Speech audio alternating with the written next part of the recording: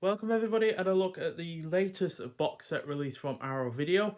So this is a Eiichi Kudo's Samurai Revolution trilogy.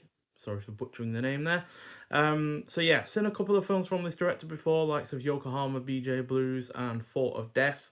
Um, but yeah, it's just really exciting to get more samurai films, to be honest, especially since we've enjoyed several so far this year. The Miyamoto Musashi series, which was released by Eureka, and then Blood of Revenge as well, which I believe was a Radiance film release. So yeah, really looking forward to seeing what this trilogy has in store. But overall, it's a really nice box set just in its own right in terms of the physical aspects as well. So we have this as a slipcover. Um, as that on the side, and then obviously all the stuff on the reverse. But then the box set itself is a really nice hard box, again with the same artwork on there. Not sure who's done the new artwork. Does it say? Yeah, Tom Fernier. So yeah, really nice artwork on this box. Quite frankly, it's a shame we don't get a poster.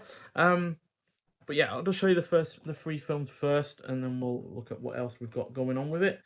So yeah, first film is 13 Assassins. So that's from 1963, I believe. And so yeah, longest of the three at 125 minutes. So yeah, but it looks like a fairly hefty film.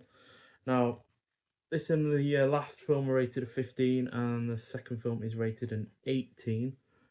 Although weirdly, it says on the back of the last film that that is the most violent of the three. So not quite sure how that's the case, given these are rated lower than that one, but regardless. So yeah, looking forward to that one. Does it have anyone I immediately notice in terms of their name? Tetsuro Tamba, yeah, definitely recognise him.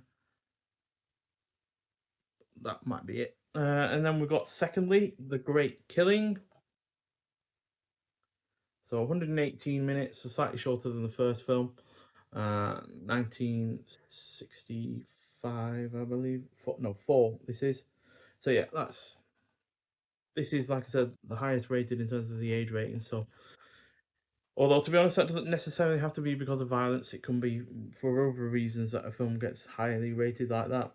Just in terms of the intent of the violence can generally change a rating. That's why you'll see a lot of horror films these days get rated a 15, even though you know they have a great deal of violence to them. But because the intent is more for laughs or anything like that, it's generally what makes them lower rated. So yeah, we've got Kotaro Sasatomi in this, who was in apparently Red Peony Gambler.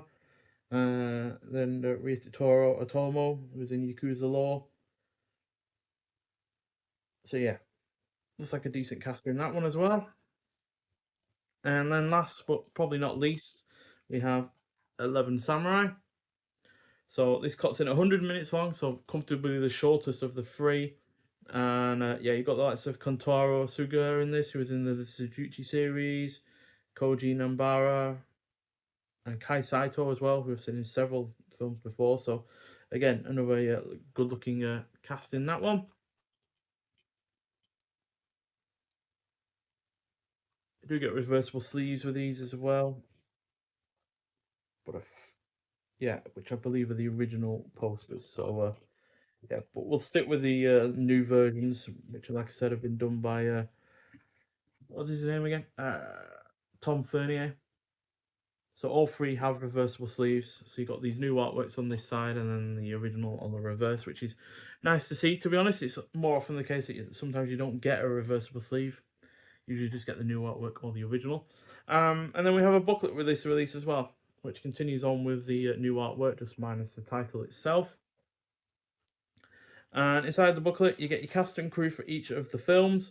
Then you get 13 assassins, bringing realism to Judikeki by Chris D. I know what it means, it's period drama, that word, but I can never say it. Then The Great Killing, revitalising the radical legacies of the Jijikai by Earl Jackson. Then Dreaming of a World Without Lords by Alan Silver. And then about the presentations and production credits as well. So yeah, numerous shots from the films throughout here. Looks like they're all in black and white, which It's no bad thing at all, to be honest. A lot of samurai films, some of the greatest samurai films, have been in black and white.